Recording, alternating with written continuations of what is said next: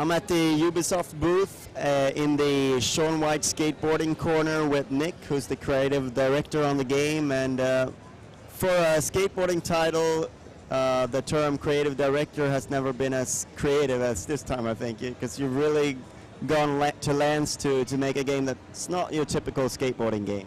Yeah, exactly. Well, when we started the game 3 years ago now, we had an idea of something that we wanted to do, and we wanted to confirm it. So we met with Shaun and other skateboarders, and we asked, what is it that inspires you when you're skating? What is it that goes through your mind? And the reaction we got was that skateboarders see the world differently. Everything for them is an opportunity. So, for instance, a park bench is not something to sit on, it's something to grind along. So we thought, what if we could make a game where, as you skated, you created this world out of nothing, the world transformed beneath you, you skated to create your own twisted reality. And that's the game that 3 years later we finally managed to achieve. So yeah, it reminds me a little bit of The Blob. Maybe a strange comparison, or Jet Set Radio a little bit, like the theme of sort of trying to bring color to a depressed city like that. Yeah, well, basically we had because we wanted to change the environment, we thought two things really. The first part was we wanted to capture the feeling of euphoria that a skateboarder has when he nails a trick. And that is what we call influence in the game. It's where you land the trick and the bubble of influence, the wave spreads and colors in the environment. And if you imagine in real life, if you're walking down the street and you see a skater do an amazing trick, it's quite captivating for a pedestrian to watch. So we thought, it should have an influence on the environment. It changes the shops we vibe, it brings color back, it makes trees leaf, but also it affects the people as well. But on top of that, it makes new skating opportunities that didn't exist before. So a kicker would pop up, or a wall would turn into a quarter pipe, and so on. Then second to that, the big innovation for us is what we call shaping. It's the ability to take an object such as a rail, and you can bend it and twist it and grow it in real time using the analog stick to make a skate line that's really unique to you. And I think philosophically it follows how skateboarders see the world, how they're always looking for an opportunity, and in the game you can make those opportunities much more elaborate and exotic by shaping. You've had a lot of people obviously trying the game here. People who have played other skateboarding games before. Does it take people a little time to get used to the idea that they can actually shape the environment and not just skate it? I think it's a new thing. It's a risk that we wanted to take. We knew it was going to be risky doing it. The reaction we've had so far at the show has been really awesome. Everyone's like, wow, I really didn't expect that sort of thing in a skate game. It's innovative, it's exciting.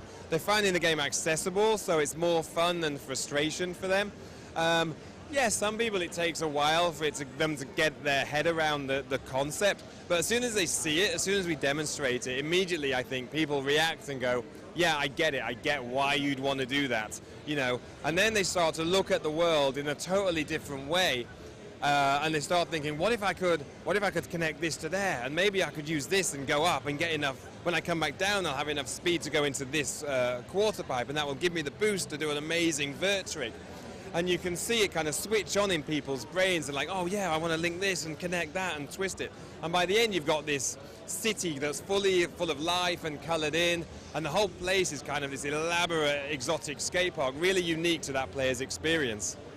It seems like the gameplay is much more vertical thanks to this. You're getting much higher, and you're using all the levels of the city, which is something that reminded me of Jet Set Radio.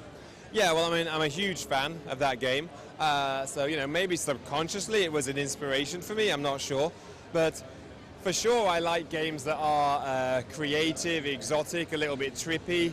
And I think that if we can capture that feeling, that sort of the culture of skateboarding mixed with the creativity of skateboarding, and also the authenticity, the tricks that we have in the game are very authentic to the sport, so that the weight of the skater feels good, and the placement of his feet on the boards, and this is one thing that really helped us with Shaun, in that he would come in and look at each frame of animation and say, actually, when you're doing a kickflip, your foot would flick out more like that, and your leg would be stronger here, and so on.